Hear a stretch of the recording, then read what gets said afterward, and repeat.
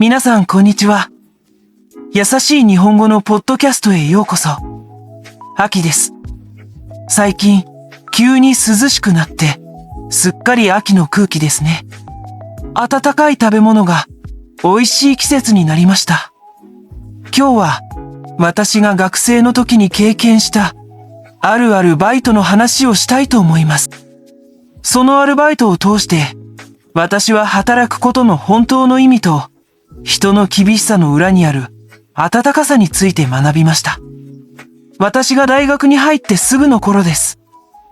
大学の生活はとても楽しかったですが、サークル活動や友達との食事などで、私が考えていたよりもお金が必要になりました。そこで、私はアルバイトを探すことにしました。家の近くの駅の掲示板を見ていたら、一枚のポスターが目に入りました。アルバイト募集。元気な方。ラーメンが好きなら大歓迎。それは、駅から歩いて5分ほどの場所にある小さなラーメン屋さんの募集でした。私は、ラーメンが大好きだったので、ここなら楽しく働けるかもしれないと思いました。すぐにポスターに書いてあった電話番号に電話をして、面接の約束をしました。面接の日、私は少し緊張しながら、そのお店に行きました。お店はあまり広くなく、カウンター席が10席ほどだけの、昔ながらのラーメン屋という雰囲気でした。お店の主人は、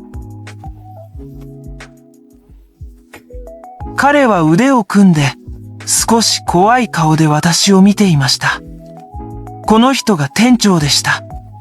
店長は私にいくつかの短い質問をしました。なぜここで働きたいんだ？仕事は大変だけど、最後まで続けられるか？私は緊張していましたが、ラーメンが大好きだからです。一生懸命頑張ります。と大きな声で答えました。すると店長は、じゃあ、来週の月曜日から来てみろ。とだけ言いました。とても短い面接だったので、少し驚きましたが、働くことができて、とても嬉しかったです。こうして、私のラーメン屋でのアルバイト生活が始まりました。しかし、その仕事は、私が想像していたよりも、ずっと大変でした。まず、覚えることが山のようにありました。ラーメンの種類は全部で8つ。醤油、味噌、塩、豚骨、それぞれのラーメンの作り方、入れるトッピングの種類、そして値段を全部正確に覚えなければなりません。店長はメニューを覚えるのは仕事の基本だ。1週間で全部覚えろ、と私に言いました。私は毎日家に帰ってから必死にメニューの紙を見て復習しました。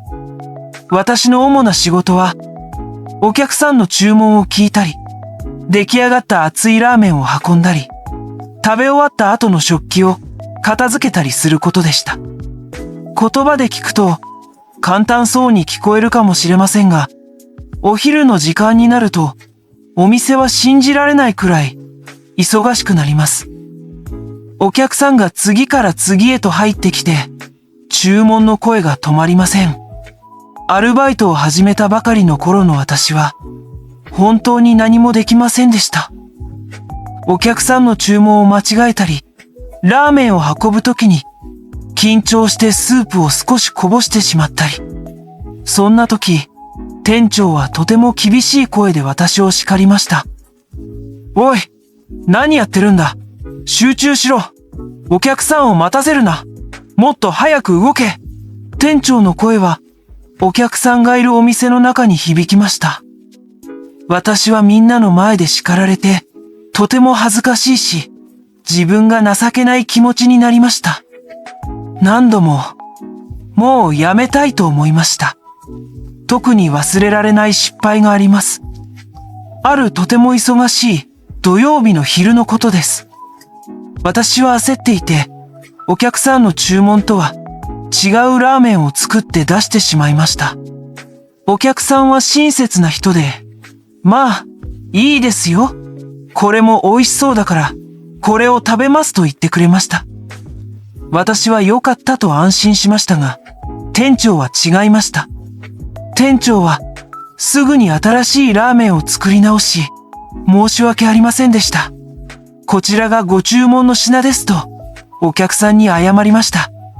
そして、お客さんが帰った後、私を厨房の裏に呼びました。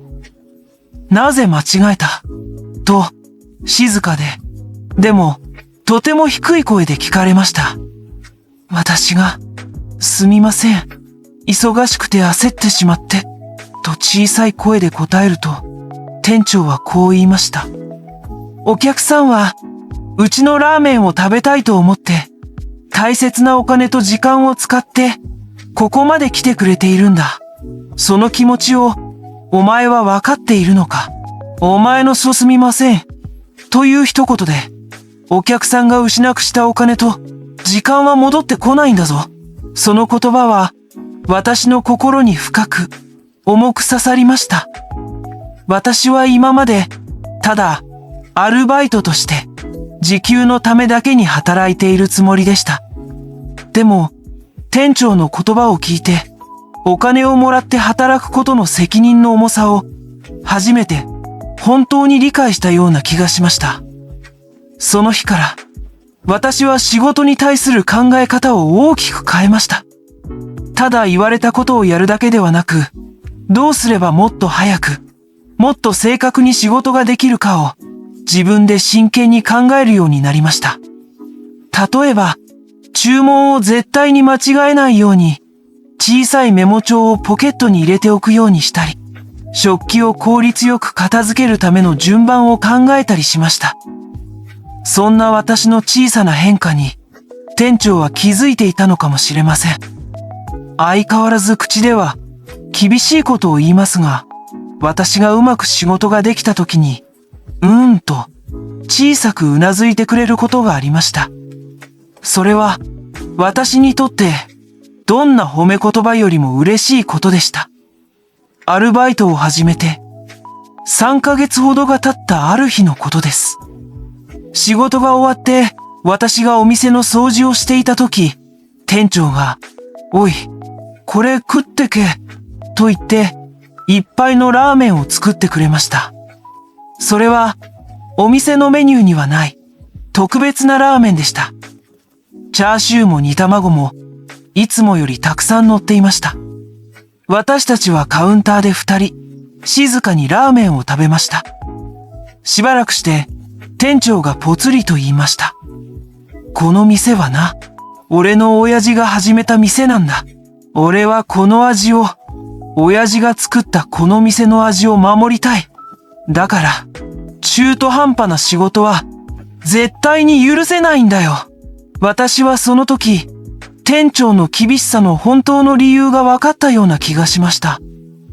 店長はこのお店と、このラーメンの味を、誰よりも心から愛しているのです。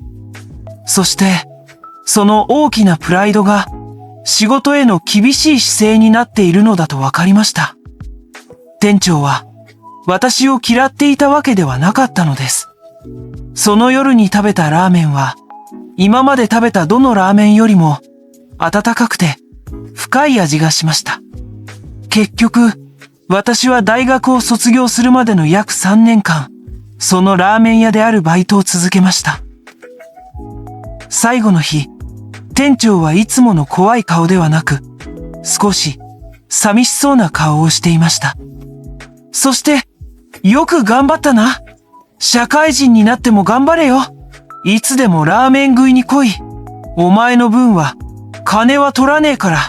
と言って、私の背中を強く叩いてくれました。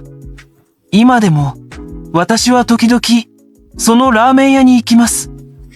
店長は私を見ると、おお、来たか、と言って、いつも黙ってラーメンを作ってくれます。そのラーメンを食べると、私は学生の頃のこと、そして、厳しさの中に隠れていた、本当の優しさを思い出します。今日のお話はここまでです。働くことは時に大変ですが、そこにはきっと大切な学びや出会いがあります。それでは、また次回の優しい日本語でお会いしましょう。さようなら。